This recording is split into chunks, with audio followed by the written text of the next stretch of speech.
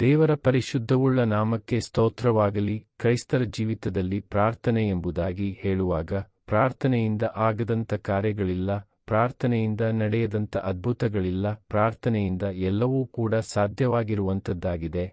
ಪ್ರಾರ್ಥನೆಯು ಅಸಾಧ್ಯವಾದದ್ದನ್ನು ಸಾಧ್ಯವನ್ನಾಗಿ ಮಾಡಲಿಕ್ಕೆ ಪ್ರಾರ್ಥನೆಯಿಂದ ಆಗುವಂಥದ್ದು ಆಗಿದೆ. ದೇವರ ವಾಕ್ಯದಲ್ಲಿ ನೋಡುವಾಗ ಆ ದೇವರ ವಾಕ್ಯ ಹೀಗೆ ಹೇಳುತ್ತದೆ, ಪರಲೋಕದ ಬಿಡಾರಗಳನ್ನು ತೆರೆದು ನಿಮಗೆ ಇಡಿಸಲಾರದಷ್ಟು ಸುವರ್ಣಗಳನ್ನು ನಾನು ಬರಮಾಡುವೆನು ಎಂಬುದಾಗಿ ವಾಕ್ಯವು ಹೇಳುವ ಪ್ರಕಾರವಾಗಿ ಈ ದಿನದಲ್ಲಿ ನಾವೆಲ್ಲರೂ ಪ್ರಾರ್ಥನೆಯನ್ನು ಮಾಡುವಂಥವರಾಗಿರಬೇಕು. ಪ್ರಾರ್ಥನೆಯು ಪರಿಸ್ಥಿತಿಗಳನ್ನು ಬದಲಾಯಿಸುವಂಥದ್ದಾಗಿದೆ. ದೇವರ ವಾಕ್ಯ ಹೇಳುತ್ತದೆ, ನನ್ನಲ್ಲಿಯೂ ನನ್ನ ವಾಕ್ಯವು ನಿಮ್ಮಲ್ಲಿಯೂ ನೆಲೆಗೊಂಡಿದ್ದರೆ ಏನು ಬೇಕಾದರೂ ಬೇಡಿಕೊಳ್ಳಿ, ಅದು ನಿಮಗೆ ದೊರೆಯುವುದು ಎಂಬುದಾಗಿ. ಹಾಗಾಗಿ ಎಲ್ಲ ವಿಷಯಗಳಲ್ಲಿಯೂ ನಾವು ಹೆಚ್ಚಾಗಿ ನಾವು ಪ್ರಾರ್ಥನೆಯನ್ನು ಮಾಡುವಂಥವರಾಗಿರೋಣ. ಪ್ರಾರ್ಥನೆಯು ನಮ್ಮ ಪರಿಸ್ಥಿತಿಗಳನ್ನು ಬದಲಾಯಿಸುವಂಥದ್ದಾಗಿದೆ. ದೇವರು ತಾನೇ ನಿಮ್ಮೆಲ್ಲರನ್ನ ಆಶೀರ್ವದಿಸಲಿ. ಆಮೆನ್.